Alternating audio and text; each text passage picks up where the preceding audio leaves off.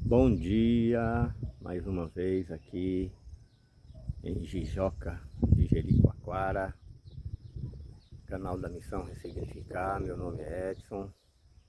Estamos aqui para gravar mais um vídeo para podermos estudar e aprender um pouco mais da Palavra de Deus, essa palavra que gera uma história de transformação genuína, né? A luz dela, a luz da palavra. E nós vamos começar hoje aqui em frente para esse mar maravilhoso, o dia já amanhecendo, já amanheceu na verdade, não está amanhecendo agora, amanheceu já tem uns 20 ou 30 minutos, está nascendo o sol está acabando de nascer, 5 horas e 47 minutos, cheguei aqui ainda estava um pouquinho escuro, estava começando a amanhecer. E nós vamos hoje falar um pouco de esforço barra sacrifício, né? Esforço e sacrifício que não gera desgaste. Esforço e sacrifício que não gera desgaste. Quando falamos em esforço, logo pensamos em desgaste. E este pensamento está correto quando falamos das questões naturais. Porém, há atividades que exigem e há atividades que exigem mais esforço e mais sacrifício que outras, e consequentemente mais desgaste. Um exemplo, já que nós estamos aqui na praia, né? Daqui a pouco o sol está nascendo, é o trabalho com exposição ao sol. Nós percebemos que qualquer atividade que é feita com exposição ao sol, seja ela qual for, seja ela esporte, seja ela dentro d'água, seja uma atividade no campo, seja um futebol, a gente percebe que quando a gente faz isso com exposição ao sol, fisicamente a gente se desgasta mais rápido. E por que a gente se desgasta mais rápido? Um dos motivos pelo qual é porque a gente se desidrata muito rápido. E o sol forte, a gente acaba que se cansa mais rápido ainda. Então, há esforço, há sacrifício que gera o desgaste mais rápido. Porém, há tipo que tem efeito contrário, há tipo de esforço que tem efeito contrário. Aquele que empregamos para buscar o reino de Deus e conhecer o rei deste reino. Se a gente observar e analisar a vida de Moisés, foi exatamente assim que aconteceu. Observa Deuteronômio 34:7. E Moisés tinha 120 anos de idade quando morreu. O seu olho não se obscureceu, nem a sua força natural se abateu. Se olharmos um pouquinho mais de perto, veremos que tudo que aconteceu com Moisés foi plano de Deus. Tudo que aconteceu com Moisés foi plano de Deus.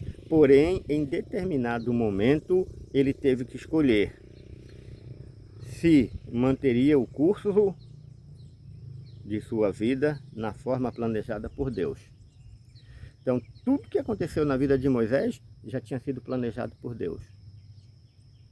A saída dele do rio Nilo, né, a mãe ter colocado ele lá no rio Nilo, parece que a mãe desnaturada, melhor ficar com ela, que de repente ela cuidaria melhor.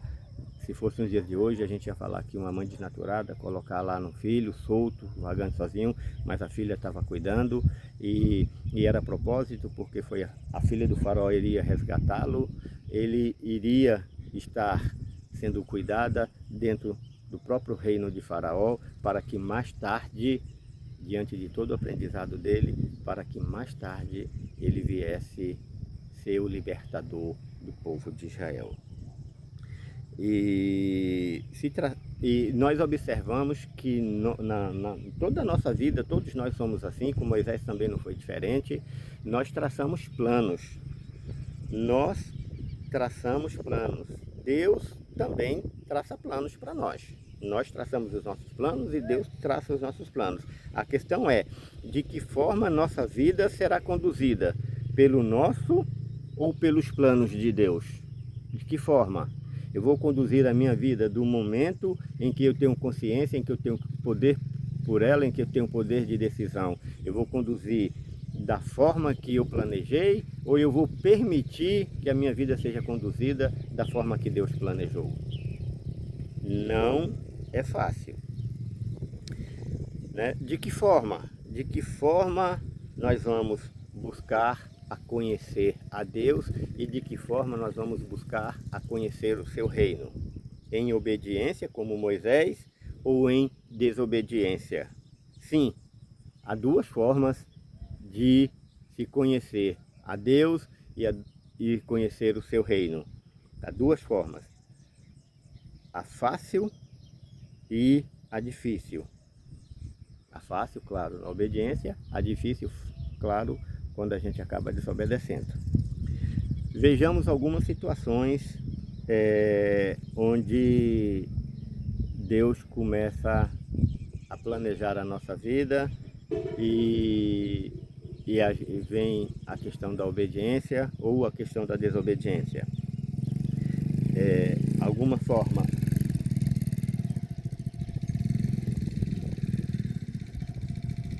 agora está tendo bastante movimento, já o povo já chegando para a praia, alguns andando de moto e outra ali, mas vamos nós. Algumas situações em que nós buscamos o reino de Deus, em que nós nos esforçamos, que nós nos sacrificamos até, inclusive, de vez em quando, mas que não gera desgaste. Na solidão do trabalho. O conhecimento, a vida de Davi, na solidão do trabalho. O conhecimento de Deus para Davi se deu na solidão, enquanto trabalhava. O trabalho que seu pai lhe imputou, pastor de ovelhas, era solitário, porém propício para conhecer e se relacionar com Deus. Com certeza, ali ele aprendeu a orar, a compor salmos, que são hinos. Com certeza ali, eu não vou dizer que, como eu falei, ele aprendeu, mas não no sentido de ter começado ali, mas na realidade de ter prosseguido em conhecer a Deus naquele momento. Então, não era aqueles momentos em que ele estava ali cuidando das ovelhas, quando estava tudo muito tranquilo, as ovelhas estavam ali tranquilas e Davi ficava de forma ociosa. Não. Pelo chamado que Deus tinha para ele, para ser rei de Israel, ele tinha que ser preparado. E nós sabemos que Davi foi preparado ali também naquele momento, no tempo em que ele ficava ali cuidando das ovelhas. Então, foi um trabalho onde Deus preparou Davi, que não gerou desgaste. Foi um trabalho que não gerou desgaste. O trabalho era solitário, porém propício para orar e compor salmos e hinos. Davi aproveitou o seu tempo, quando tranquilo, não permanecia ocioso, era produtivo. Isso abriu oportunidade para estar perante o rei Saul e livrá-lo de dificuldades e livrá-lo de tormentos. Por mais que a gente esteja desenvolvendo um trabalho, seja onde ele for, estando debaixo do propósito do Senhor, esse trabalho nunca será pequeno, nunca será de forma em vão. Ele vai ser um trabalho digno, porque de uma forma que, segundo a vontade de Deus, dentro daquilo que nós julgamos ser pequeno, um determinado momento vai ser grande diante de Deus. Ainda que nós não enxerguemos dessa forma. Porque para nós, segundo a nossa ótica, segundo a nossa vontade, algo bom, algo grande, é só quando a gente aparece, é só quando nós temos destaques. E não é assim. Então, a vida de Davi, o trabalho de Davi, ali não gerava sacrifício. Um trabalho solitário. Um trabalho solitário. Olha 1 Samuel 16, 17 e 18. E Saul disse a seus servos: providenciai-me agora um homem que possa tocar bem e trazei-mo. Então respondeu um dos servos e disse: eis que vi um filho de Jessé, o benamita, que é hábil em tocar, e um homem forte e valente, e um homem que gera um homem de guerra e prudente em questões, e uma pessoa formosa, e o Senhor está com ele. Talvez a maior característica, talvez não, com certeza a maior característica. E o Senhor está com ele. Por isso enviou Saul o mensageiro até Jessé e disse: envia-me Davi, teu filho, que está com as ovelhas.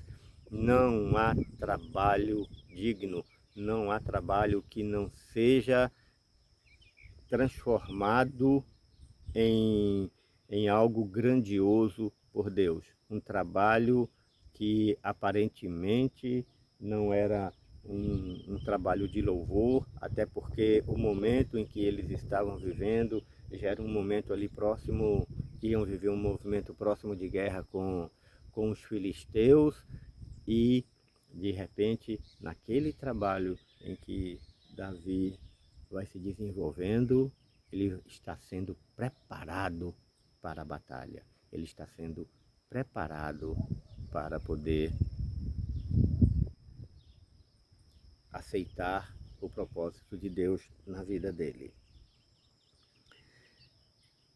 Na solidão, assim como ele estava sendo preparado, há aquele fortalecimento em Deus. Na solidão do trabalho ali, Davi ele foi fortalecido.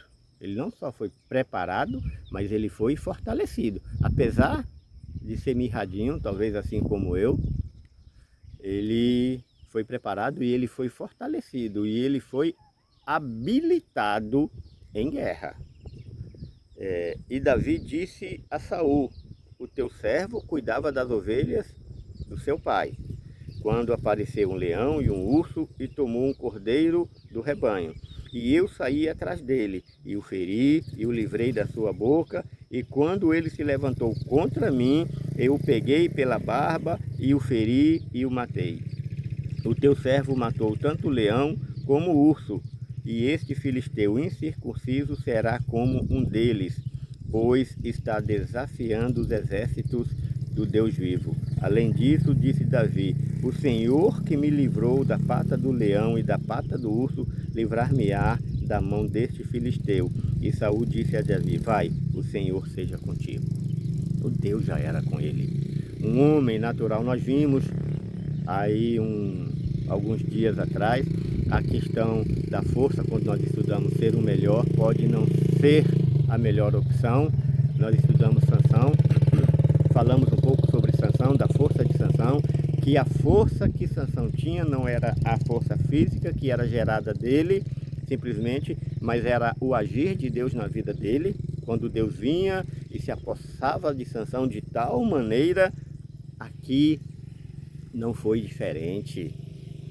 Aquele menino mirradinho que pegou um leão e um urso pelo bigode, não foi por sua força, foi porque o Espírito do Senhor já estava sobre ele e já tinha escolhido a Davi. Com certeza, quando Jessé lhe imputou a tarefa de cuidar das ovelhas, ele não murmurou, ele não reclamou, ele permaneceu em obediência e aceitou o trabalho que o pai lhe imputou. Quando nós somos obedientes nas questões naturais, quando chega o momento certo que Deus nos chama, que Deus nos coloca aonde Ele quer Ele nos chama para que nós estejamos no local onde Ele quer que nós estejamos. Nós não vamos arrumar desculpas, nós não vamos chegar por aí e dizer, não, Senhor, não tenho capacidade, não tenho condição. Estamos sendo aprendidos e treinados naturalmente. Então Davi, ele foi fortalecido. Davi foi fortalecido. O que é lutar com um gigante daquele e lutar com um leão e com um urso? Talvez não fosse muito diferente, porque Davi sabia que a força que estava nele era a força do Senhor. Ele não lutava por ele, ele não lutava pela família dele, ele não lutava apenas por Israel ou pelo reino, ele lutava pelo Senhor. Ele lutava porque aquele filisteu incircunciso, como ele falou, havia afrontado os exércitos do Deus vivo. Então, ele havia afrontado o Senhor. O teu Deus não tem capacidade de fazer com que suscite um guerreiro aí e me vença. Ah, Deus tem capacidade sim. E a capacidade, Deus mostra a sua força, Deus mostra o seu poder, é quando ele pega o menor e faz com que desenvolva um trabalho e uma atividade que deveria ser por um maior. Quando sou fraco é que sou forte, como dizia Paulo, e como nós vimos. Deus escolhe as coisas loucas e ali todo mundo pensou que Davi estava louco, inclusive seu irmão. Então, Davi foi esse exemplo, a vida de Davi foi esse exemplo, de na solidão do trabalho, ser fortalecido, e esse tipo de trabalho não gerou desgaste, muito pelo contrário, gerou força, gerou capacidade para que enfrentasse um hábil guerreiro e o vencesse e o libertasse. Tudo isso em obediência conforme o propósito e a vontade de Deus. Outra forma de esforço que não vai gerar desgaste, na solidão da noite. Falei que o trabalho no sol gera desgaste e na noite não tanto, né? Não é bem um trabalho, mas é um ato de obediência. Observe em Samuel 3, de 2 a 4. Sucedeu naquele tempo que, estando Eli deitado no seu lugar, ora, os seus olhos começavam já a escurecer, de modo que não podia ver, e ainda não se havendo apagado a lâmpada de Deus, e estando Samuel também deitado no templo do Senhor, onde estava a arca da aliança, e o Senhor chamou, Samuel, Samuel, e ele respondeu, eis-me aqui. Então, é somente em Deus que esforço e sacrifício não gera desgaste. Não importa se na solidão da noite ou se na solidão do dia, na solidão do trabalho diurno. Na solidão da noite, o trabalho na solidão da noite, do trabalho e outros, mas nunca solitários. Na solidão, somente em Deus, esforço e sacrifício não gera desgaste. Na solidão da noite, do trabalho, né, e outros tipos de atividades, mas nunca solitários. Na solidão, sozinhos, mas nunca solitário. Davi estava lá, mas estava na presença do Senhor. Samuel aqui estava na presença do Senhor. Observe onde Samuel se deitava. Estando Samuel também deitado no templo do Senhor, onde estava a arca de Deus. E o Senhor o chamou. Samuel cresceu na presença de Deus. E Samuel, quando ia se deitar, ele se deitava lá no templo, onde estava a arca de Deus. Então Samuel começou a vida dele já na presença do Senhor. Ele passava todas as noites na presença do Senhor. E muitas vezes nós aqui que o Senhor às vezes nos acorda, nos pede para poder fazermos uma oração de madrugada, e aí a gente acorda, o Senhor nos acorda, e nós sabemos que foi Deus que nos acordou, mas muitas vezes a gente não se levanta porque estamos cansados, porque nós trabalhamos muito durante o dia e nós estamos cansados. Estamos cansados porque o trabalho que a gente está sendo desenvolvendo está gerando desgaste. Por que esse trabalho que a gente está desenvolvendo está gerando desgaste?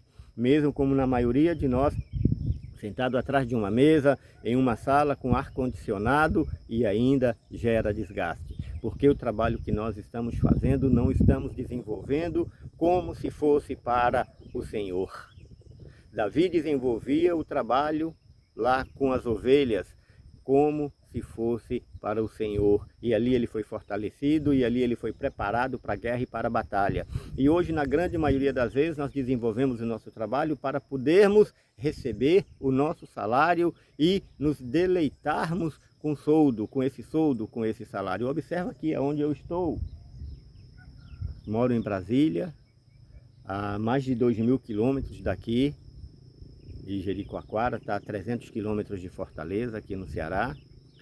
Mas será que foi só para isso que eu estou trabalhando? Eu costumo dizer, eu costumo brincar que eu só trabalho porque gosto.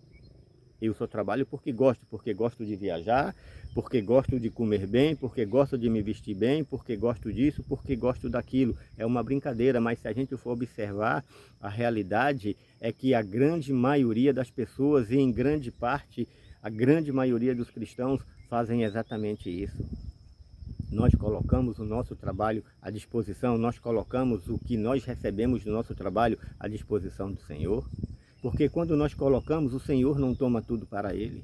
O Senhor, muito pelo contrário, Ele vai acrescentar mais e mais. E nós vimos isso quando nós estávamos falando a respeito do conhecimento da parábola dos talentos, quando um recebe 5, outro 2 e outro 1. Quando você desenvolve um trabalho para o Senhor, o que você tem nas suas mãos, o que você ganhou, ele é multiplicado. Agora, vamos colocar tudo isso que a gente recebeu em prol do reino dele. É claro que a gente vai usufruir. Eu estou usufruindo. Mas vamos colocar os nossos talentos, vamos colocar a nossa vida nas mãos do Senhor. Então, querendo aqui com essa vida de Samuel, mostrar que Samuel, ele foi criado na presença do Senhor, dormindo do lado da arca. Eli provavelmente já não estava mais perto da arca. A palavra aqui fala que os olhos dele já estavam se obscurecendo. Simplesmente não é uma questão de sono físico ali não. E que ele já não estivesse só enxergando bem direito. Já era o solzinho, agora já apareceu acima ali das árvores. Já nasceu já tem um tempinho, mas agora que ele começou a aparecer aqui pra gente. Ele também já estava com aquela situação obscura de já não estar mais na presença do Senhor. E aí o Senhor suscitou outro no lugar dele. Outra situação, outro exemplo de trabalho, só que agora trabalho que gera desgaste. Vai ser na fuga e na desobediência nós procuramos multidão. A vida do profeta Jonas. Jonas 1, de 1 a 3 horas, a palavra do Senhor veio a Jonas, filho de Amitai, dizendo: levanta-te e vai a Nínive, aquela grande cidade, e clama contra ela, pois a sua maldade subiu diante de mim. Mas Jonas se levantou para fugir para Tarsis, longe da presença do Senhor, e desceu a Jope, onde encontrou um navio que ia para Tarsis. Pagou, pois, a sua passagem e desceu para dentro dele, para ir com eles para Tarsis, longe da presença do Senhor. Essa é um outro exemplo de esforço, só que dessa vez que gera sacrifício. Não há como fugir. Jonas tentou fugir. E a palavra diz que ele só foi descendo, só foi descendo. Quando nós saímos da presença de Deus, o nosso destino é só descer, descer, descer. Para subir, temos que estar na presença de Deus. Não há como fugir de Deus. Ele está em toda parte. Não adianta fugir de Deus. Não adianta fugir. Deus nos descobre e nos faz confessar. Observa Jonas Jonas 1, de 7 a 9. E disseram cada um, quando Jonas estava no navio, que o navio começou a ser assolado por tempestade, começou a ser uma tempestade, o navio começou a ser assolado, estavam com medo que ele afundasse, e o pessoal resolveu dizer, eu vou dar uma virada aqui, porque o sol já está batendo direto no olho aqui, e já está dificultando a leitura. E disseram cada um ao seu companheiro, vinde e lancemos sorte para que saibamos por que causa este mal está sobre nós.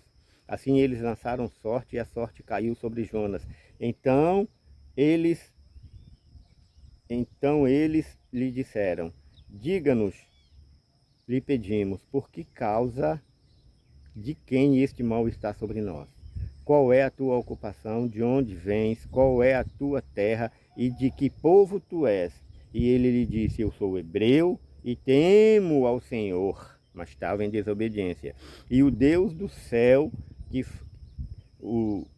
temo ao Senhor, o Deus do céu, que fez o mar e a terra seca. Não adianta fugir, porque Deus está em todo lugar. Salmo 1:39:8. Se eu subir ao céu, tu estás lá. Se eu fizer a minha cama no abismo, eis que tu estás lá. Jonas 2, de 1 a 12. Então, eu falei que Deus nos faz confessar, não adianta. E nesse confessar, nós caímos na realidade, os nossos olhos são abertos, e muitos dizem por aí que Deus não envergonha aqueles que o amam. Olha, Jonas aqui teve que ser envergonhado, e foi propósito de Deus. Eu sou servo do Deus Altíssimo, aquele que criou os céus e a terra seca. Então por que você está fugindo? Então por que você está se escondendo a ponto de colocar a nossa vida em risco? E aí muitas vezes nós fugimos do propósito de Deus, nós fugimos da vontade de Deus, nós fugimos dos planos que Deus tem para nós, e quando nós fugimos, nós entramos em perigo, colocamos a nossa vida em perigo e colocamos a vida daqueles que deveriam estar sendo beneficiados pelo propósito de Deus, pelo agir de Deus através da nossa vida, também em perigo, também em risco de morte. Quando nós não obedecemos a Deus, pessoas ao nosso lado morrem. Quando nós não obedecemos a Deus, nós corremos risco de morte. A desobediência gera desgaste. Aqui, a desobediência vai ser um esforço que gera desgaste. Jonas tinha que ir para a esquerda e Jonas foi para a direita. Só que tem um detalhe, ele fez o caminho dele, foi dobrado, porque ele teve que voltar para depois ir para outro caminho.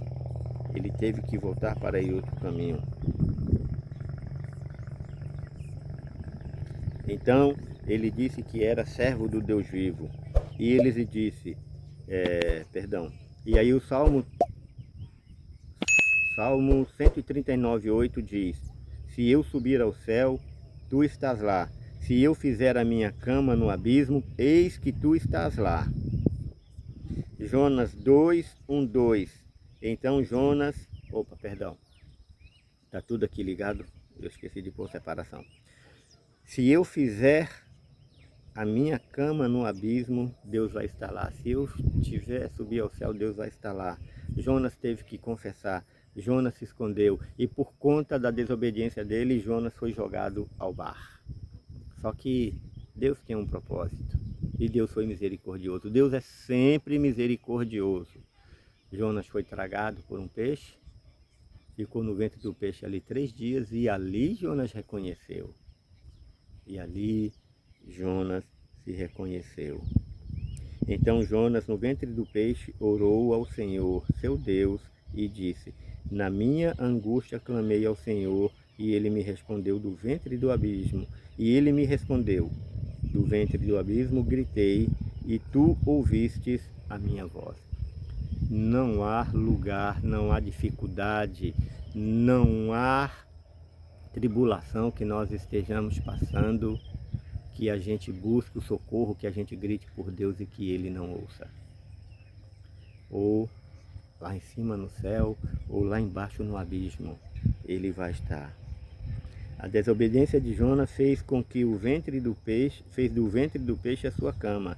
Todo esforço e sacrifício feitos por nós, todo esforço feitos por nós gera sacrifício. Todo esforço por nós gera sacrifício. Então, queremos ter uma excelente vida, queremos ter uma vida maravilhosa, queremos ter uma vida onde não há risco de morte nem para nós e nem para aqueles que estão ao nosso lado? É obedecer ao Senhor. Davi obedeceu, Moisés deu uma relutada, mas obedeceu. Jonas desobedeceu.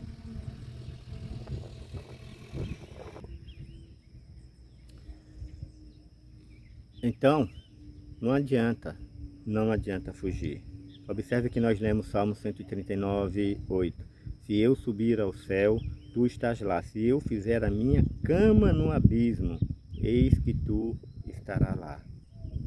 Foi lá, no abismo, no ventre do peixe, no ventre do abismo gritei.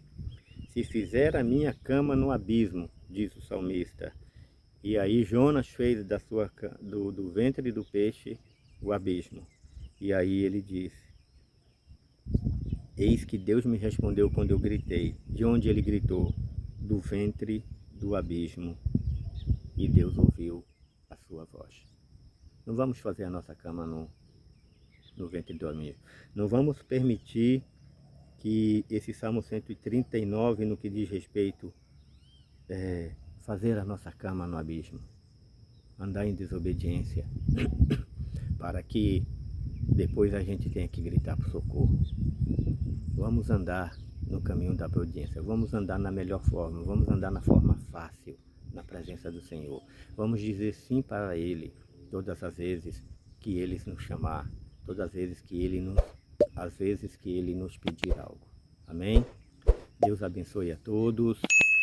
Que mais uma vez esse dia seja na presença do Senhor, seja em obediência ao Senhor, seja colocando todo o trabalho que estamos desenvolvendo, seja ele que aparentemente seja simplesmente secular, mas Deus vai estar trabalhando em nosso coração, Deus vai estar trabalhando em nossas habilidades para que quando chegar o momento certo, Ele fazer em nós, assim como Ele fez com Davi, assim como Ele fez com Moisés, e assim como, apesar da desobediência, Ele fez com Jonas. Amém? Vamos trabalhar, mas sem sacrifício, em obediência ao Senhor.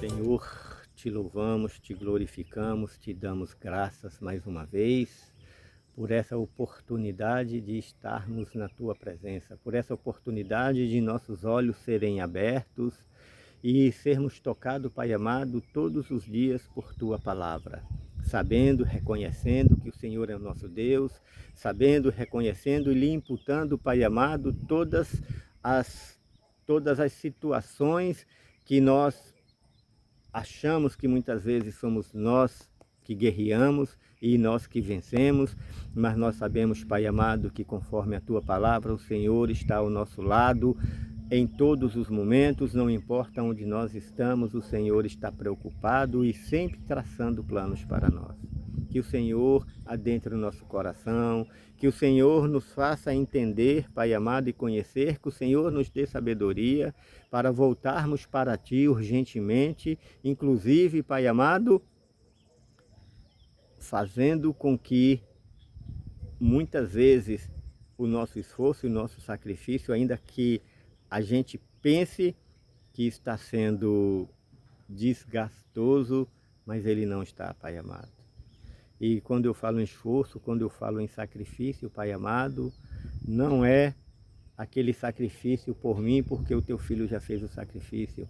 Mas, Pai amado, nós sabemos que somos humanos, nós sabemos que somos limitados e nós sabemos, Pai amado, que se o Senhor não está conosco, a grande maioria, Pai amado, do trabalho que desenvolvemos vai ser em vão ou vai ficar mal feito.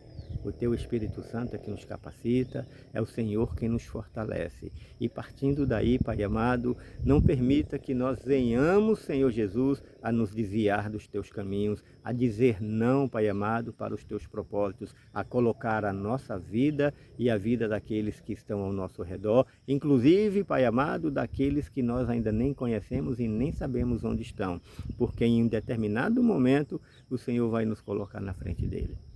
E quando nós desobedecemos, nós corremos o risco de fazer com que essas vidas, Pai amado, sejam perdidas. Sim, Senhor, nos dê sabedoria, nos dê, Pai amado, entendimento para termos discernimento, para entendermos qual é a Tua vontade, quais são os Teus planos. Que nós possamos fazer, Senhor, buscá-lo no trabalho, buscarmos, Pai amado, nos esforçando, mas sem que haja desgaste para a nossa vida. Te louvamos, te glorificamos, Pai amado, em nome de Jesus.